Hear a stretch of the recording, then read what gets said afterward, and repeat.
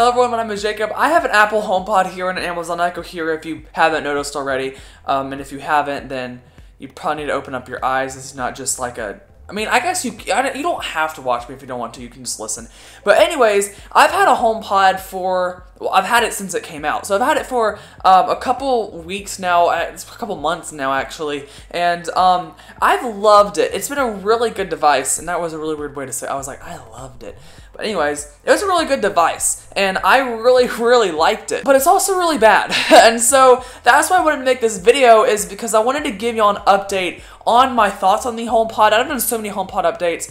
But this is going to be a little bit more of a dramatic update because I'm leaving the HomePod, I think. So like I said, I had the HomePod for quite a while now, and I thought that I really, really liked it. But then whenever I started thinking about it, I was like, I only like this because of the sound quality.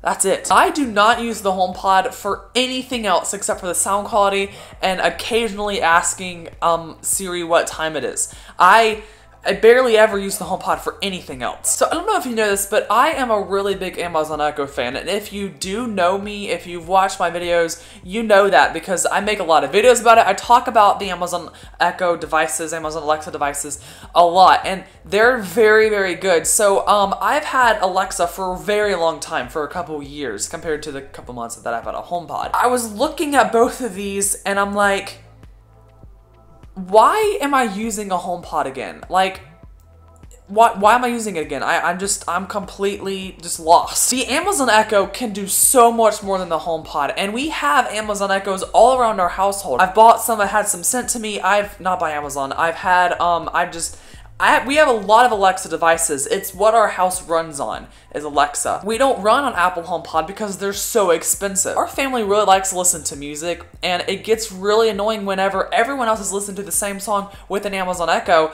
but then I'm listening in my room, blaring music on the HomePod, a completely different song. So if I walk out of the room, it's a completely different song, and the HomePod gets lost in all the echoes. And I'm like, oh, I loved it whenever all of our echoes were playing the same song. I wish there was a way to fix that. There is. Then I realized that I am playing music to the HomePod from my Amazon Music app on my phone. That's where I play most of my music because we have Prime and we've been trying out the Amazon Music Unlimited subscription.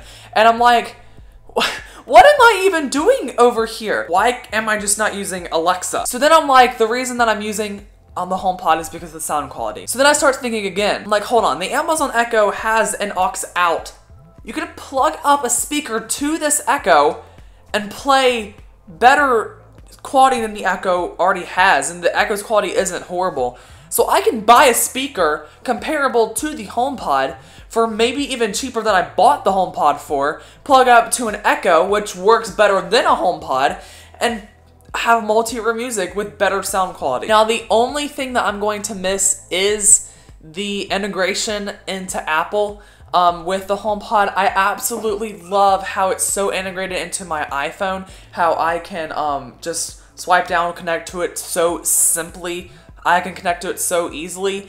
That's really, really, really cool. But for now, I'm switching over to the Amazon Echo until they can get Siri fixed. There is a slight issue, and that was WWDC. They announced Siri shortcuts, which, yeah, that was very unexpected. Apple does not normally allow developers to get that integrated into their devices, and because they're very, very, just exclusive. And so whenever they said that, I was like, oh shoot, I really like that. But then I'm remembering the Amazon Echo has had this for a long time. So has Google Home, and that's another device that I'm going to want to check out. And so I'm having second thoughts, but I'm going to switch over to the Amazon Echo for now.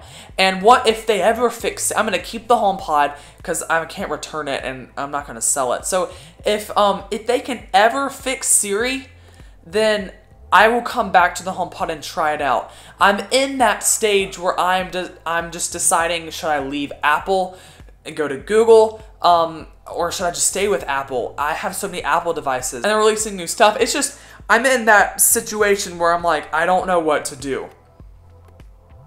So I make videos about it. Tell me what you think on this, and I know that there will be a lot of strong opinions.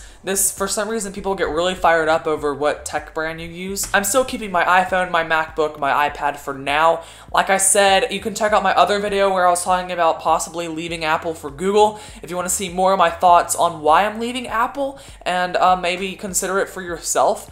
I don't know if I'm leaving Apple, but it's just a thought process that's going through my head. That's it. Thank you all so much for watching. Be sure to give this video a like if you liked it. And remember to subscribe if you want to see more videos like this, and click that bell icon, because YouTube is having some major problems with their notifications and people aren't getting notified. Videos aren't coming up to their sub feeds. So just click that bell. You'll be notified whenever I publish a video. Sometimes you will. I mean, YouTube is just, they're messed up.